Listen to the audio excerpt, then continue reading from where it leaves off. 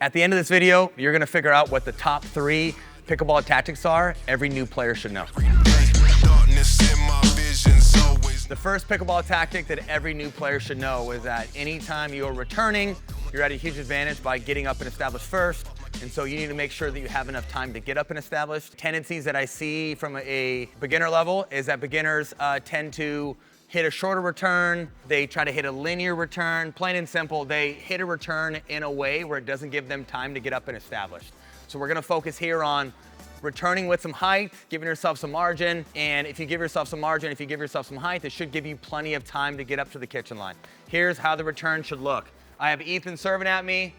I'm hitting this return. I'm lifting it, giving myself plenty of time to come forward and then making contact. So court position on the return, I'm gonna give myself some cushion here. I'm gonna have my take back be short and compact, but I'm looking to get lots of height and lots of depth. That way it gives me time to come forward. Height gives me plenty of time. Right when Ethan is making contact is when I should be up and established, okay? So I'm looking to get to the kitchen line as quickly as I can. This is the one time in pickleball where you are looking to rush. Return, lift, gives me plenty of time. Now I'm up and established. The last thing you want is to be hitting a return and staying back, looking to see how pretty it is, or hitting a return and you end up here, they're driving a third ball and their third ball can make your feet vulnerable by driving at your feet, okay? Last one here, looking to get lots of height, give myself time, get up and established, and then I'm making contact from here. The second tactic that every new player should know is that at lower levels, you're winning such a high percentage of points just by putting balls in play. I would say 90% of the points out here at lower level is won by unforced errors. And so whether I'm in transition and I'm playing defense, I'm at the kitchen line, I'm back at the baseline playing defense. Anytime we're on defense, we should always be looking to put one extra ball back in play. Why? Because that could force our opponent to self-destruct, make an unforced error, and having the right shot selection and being aware of where you're at on the court goes a long ways as well. Anytime I'm in my red zone, that means defense. I'm having to hit up. Anytime I'm hitting up, whether it's at the kitchen line, I'm in transition, I should always be looking to play safe. If I am at the kitchen line and I have a green light ball, that gives me license to be aggressive. That's probably the best part about pickleball is being able to put yourself in a position where you get that high ball. Also too, if I'm dealing with the ball at the kitchen or if I'm dealing with the ball in transition and I'm in yellow, yellow means safe. Yellow means sometimes you may look to be aggressive, sometimes you may look to play safe. Just depends on the situation and it depends on who's in front of you. So anytime that I'm dinking here, if my opponent or Ethan hits it in a non-attackable area, I know all I can do is dink, okay? And know that at lower levels, you're gonna win a high percentage of points just by out-dinking your opponents. Sometimes taking no risk, playing safe, playing textbook, and putting balls in play is gonna do the job. Again, I can out-dink Ethan, meaning I'm just gonna make balls and kind of dink him to death until he makes an unforced error. Again, move him around. Nice, okay? Another way that I can win a point. If I'm in transition and I'm scrambling and I'm having a hard time getting up, Ethan's looking to be aggressive. Ethan acted like he just hit a return. Now he's taking a 4th and a 6th. Sometimes just being disciplined and playing safe from here, using the right shot selection, could cause an unforced error. See that? So good defense is good offense. I can win a high percentage of points, whether it's at the pro level or it's at a beginner level, just by playing good defense and recognizing that if you're on defense, you have to make balls and force your opponents to self-destruct.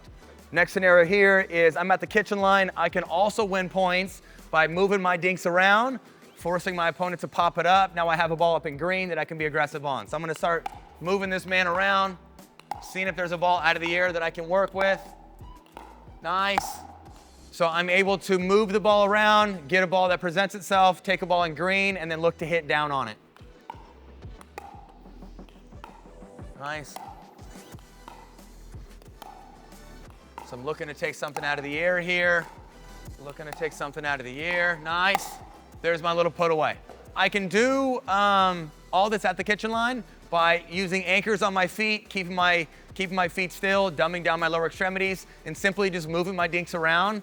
How you move your dinks around. If I'm hitting a forehand, leading with the palm. If I'm hitting a backhand, I'm leading with the knuckles.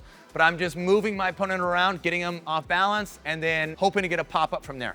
So a tactical play that every beginner should know at the baseline as well is that if I have time to drive, you can look to drive only if it's in green or yellow. anytime it's in red, I'm always looking to drop. So if I'm at the baseline here, let's say I've just served, that side has hit a return, now they're up and established. The return comes at me. If I have time and it's in an area where I can drive this ball, again. I can drive this ball, okay? Now, once the ball starts getting too low, once the ball starts getting too short, or maybe I just don't want to drive, maybe I want to drop. You can also drop from these zones as well. This is what the drop would look like. It's a little lower. I'm going to look to drop from there.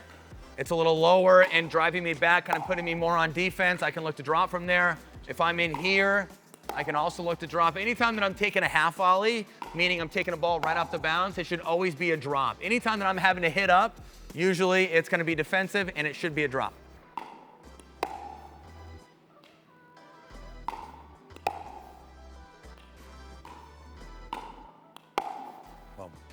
The third tactic we're going to be talking about today is simply just recognizing and being aware of what's in front of you. If you feel like your opponent, when they're hitting third balls, is breaking down, you should probably try to isolate and keep it there. If you recognize that your opponent isn't all that great in transition or they don't play great defense, but their partner does, obviously you should try to keep the ball on the person that isn't as comfortable in transition. And then once you get to the kitchen line, you kind of have three different departments. Where are you going to put the return? Who are you going to drop and drive to? And then what's your biggest gain once you get to the kitchen line? Biggest gain once we get to the kitchen line, if I feel like I can outdink somebody because they're falling apart, or I can see by their technique that they're using lots of wrists, or they have a big take back, or they're really scrambling a lot with their feet, that's a golden ticket that should tell you that you should keep a lot of balls on that player and they're probably uncomfortable. Here's a general look at somebody that's uncomfortable at the kitchen line. Ethan's going to look like a sharp pro player over there. I'm going to be moving a lot, using my wrist. Body mechanics are simply just breaking down. Take a look.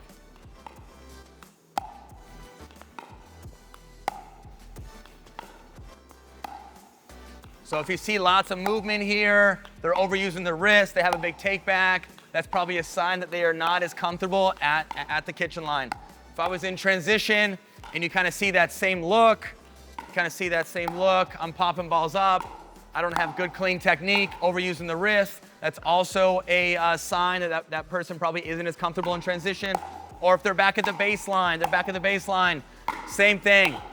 If they have a hard time getting in, or just if there's any look about their technique or about their mechanics that looks uncomfortable, make sure to isolate. There's nothing wrong with finding something that works, keeping your foot on the gas, and just staying true to that plan and keeping it there.